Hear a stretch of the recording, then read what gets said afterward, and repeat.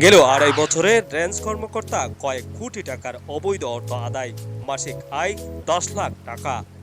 পাহাড় কেন্দ্রের গড় নির্মাণ, সাগর পাড়ের জাউ গাছ বিক্রি ও সমুদ্রের ঝিনুক বিক্রি সহ নানা হাতে 2.5 বছরে কয়েক কোটি টাকা অবৈধ অর্থ উপার্জনের তথ্য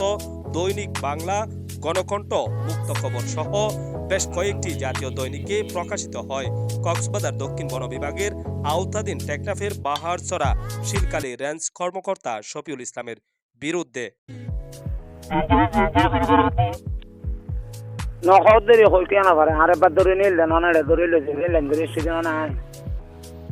রাজার বল হতে পারে আমাদের ঘরে এরা আসামের কে দেখো সঠিক না কথা না